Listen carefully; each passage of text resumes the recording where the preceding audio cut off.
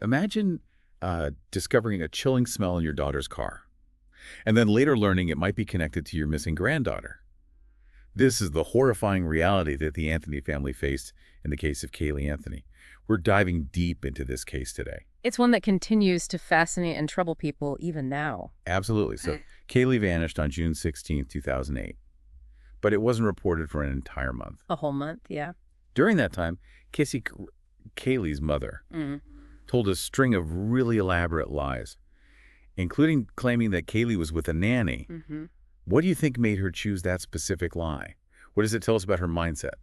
Well, it's interesting. On the surface, claiming a nanny was watching Kaylee might have seemed like a plausible explanation for her absence, especially to those who didn't know the family well. Yeah. But creating this completely fictional character, Zenaida Gonzalez, Wow. complete with these detailed descriptions and backstories, suggests a deliberate attempt to create a false reality. Right.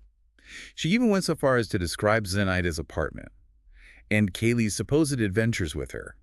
It's almost as if she was trying to convince not only others, but maybe even herself, that this alternate reality was true. Yeah, I see what you mean. And it really raises the question, was this just a desperate attempt to cover up something terrible? Or was it maybe a sign of something deeper, a detachment from reality? It's a chilling thought for sure. Some might argue that making up such an elaborate fabrication suggests an intent to mislead, Mm-hmm. a sign of criminal intent. Yeah, it's certainly possible, but I think it's worth thinking about the psychological angle, too. Could these lies have been a way to cope, to shield herself from a horrific reality of what might have happened? And this web of deception started to unravel. When Casey's car was impounded, it was her father, George, a former police officer, who noticed a disturbing smell coming from the car. A smell he recognized as that of a decomposing body. Right, that discovery was a huge turning point in the investigation. It raised immediate suspicions and contradicted all of Casey's claims that Kaylee was safe and sound. Yeah, and yet there was a strange reluctance from Casey's parents, especially George, to fully acknowledge what that smell could mean. You're right. It's like they were clinging to hope, denying the possibility that their granddaughter might be gone. I think that really shows the emotional burden that the family must have been under. The possibility of foul play and their own daughter being involved must have been just unimaginable. Despite those suspicions, Yeah. triggered by the smell in the car, Casey stuck to her fabricated stories. Yeah. But the police found holes in her narrative, leading to her arrest for child neglect. Right. And it's important to remember that at that point, Kaylee was still considered missing. Right. The focus was on finding her and making sure she was safe. Absolutely. While in jail, though, Casey's behavior seemed, well, baffling to a lot of people. She seemed more concerned with her own comfort than with finding her daughter. Yeah, and that apparent lack of distress really raised more red flags for investigators. And then, months later, Hmm. came the devastating discovery. Kaylee's skeletal remains were found in a wooded area near the Anthony home. And that location itself was so significant. The remains were near the family home, in an area they knew well. Yeah. What was also unsettling was how the remains were found. In trash bags, secured with duct tape. Right. This mirrored how the Anthonys had disposed of their pets. Yeah, that's a chilling detail. And the prosecution would use that later to argue that this similarity showed a pattern of behavior, suggesting that Kaylee's body was disposed of in a way that was familiar to the family. With the discovery of the remains, the investigation shifted from a missing persons case to a homicide investigation. The trial that followed became a media sensation, captivating the nation and raising huge questions about truth, justice, and the complexities of family. That trial really changed things. It wasn't just about finding out what happened to Kaylee. It became a public spectacle, and everything was scrutinized and debated. Yeah. The prosecution was going for the death penalty, Yeah. trying to prove that Casey had intentionally killed her daughter. Right. They presented her as a party girl, someone who cared more about her social life than being a mother. They argued that she saw Kaylee as a burden, Mm-hmm. an obstacle to her freedom. Their strategy was all about motive, portraying Casey as selfish, wanting to be free of responsibility. They used evidence of her partying and socializing in the weeks after Kaylee went missing to show she was indifferent. But you could argue that focusing on her character, her lifestyle choices, could have backfired. It let the defense paint her as a victim, Oh, absolutely. someone being judged for being young and a single mother. Yeah, the defense was really smart. They turned the prosecution's story against them and said Casey was judged unfairly for her personal life. They shifted the focus away from her personality and onto the lack of physical evidence that directly connected her to Kaylee's death. And then in a dramatic twist, the defense brought up a whole new story. They accused Casey's father, George, of abuse, and even suggested that he was involved in Kaylee's death, Wow. implying a possible cover-up. That was a risky move. But it worked. They planted these seeds of doubt. And by introducing other possibilities, it made it harder for the jury to decide if Casey was really guilty. It became a he said, she said situation, conflicting stories, and not enough strong physical evidence. Yeah, and the prosecution hit a big snag when their claim about multiple internet searches for chloroform on the family computer was proven false.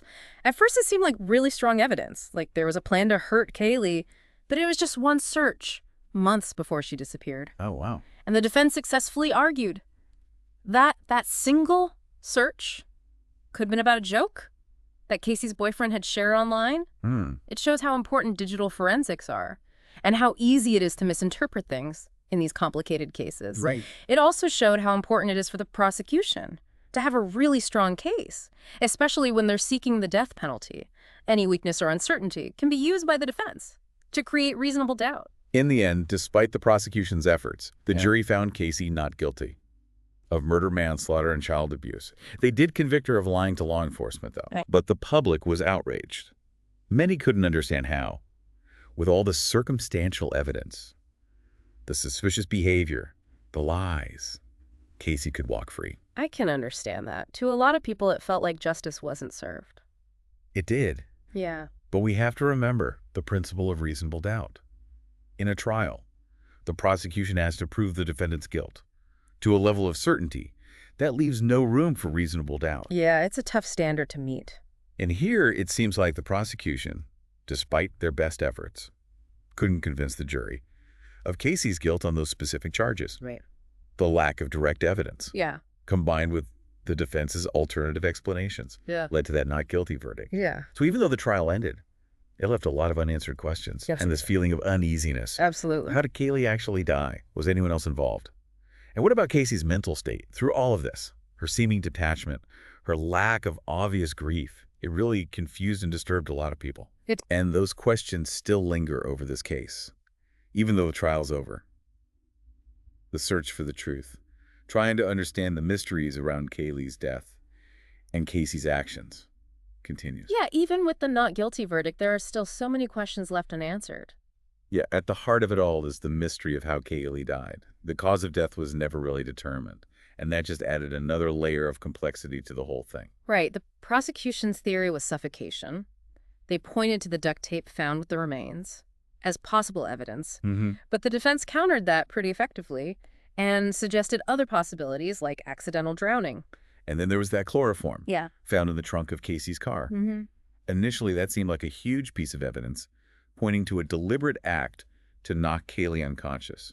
You're right that discovery was everywhere in the news, and it really shaped public opinion early on. Yeah. But as the case went on, the significance of that chloroform became less clear. Yeah, the defense argued it could come from different things like cleaning products stored in the garage, or even the natural decomposition process. Exactly, and that's what makes this case so frustrating. Almost every piece of evidence could be interpreted in multiple ways, leading to that reasonable doubt, which ultimately led to Casey's acquittal. It really is like trying to solve a puzzle with missing pieces. Every possible solution seems like it could work, but none of them definitively fit. Right. It leaves us grappling with the limitations of forensic science and just how elusive the truth can be. This case also brought up a lot of societal anxieties about motherhood.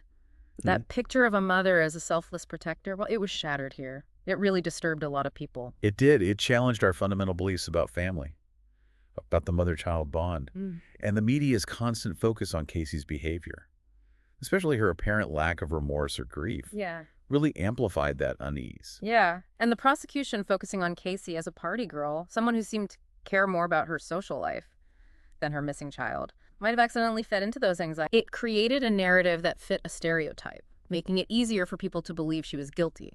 But we have to remember that judgments about someone's character, even if they seem justified, shouldn't replace a proper examination of the facts and evidence. Absolutely. The legal process has to be based on evidence and due process, not on societal pressure or preconceived notions. Right. And while the Kaylee Anthony case might have confirmed some people's worst fears about motherhood, we can't generalize. Every case, every family is different. This case also shows how powerful media coverage can be in shaping how the public sees things, and how it can even influence legal proceedings. The constant news cycle and social media created this environment of intense scrutiny and speculation. Yeah, remember Nancy Grace, that Yeah. TV legal commentator? She became a big advocate for the prosecution, and she often expressed her opinions with absolute certainty. That kind of commentary, while it's engaging for viewers, blurs the lines between objective reporting and opinion, and it might have contributed to a climate of prejudice. The Kaylee Anthony case is definitely a cautionary tale about the dangers of trial by media and the importance of thinking critically when we're taking in information, especially in high-profile cases. Yeah, it reminds us to be careful of simplistic narratives and to consider different perspectives. Before we jump to conclusions, This case, with all its twists and turns and unanswered questions, has captivated people for years. it has. It's a story about a family tragedy, a legal battle, and a media frenzy. But beyond all that, it leaves us with these unsettling questions about truth and justice, and the complexities of human behavior. It makes us examine our own assumptions about guilt and innocence, about motherhood and family, and about the role of the media in shaping how we understand these complicated events. We might never know for sure what happened to Kaylee Anthony, but the case serves as this stark reminder of the power of mystery and how elusive truth can be. It's a case that will probably be discussed and debated for years to come, and it'll make us think about the limitations of our legal system, the power of media narratives, and the search for justice, in a world where certainty is often out of reach.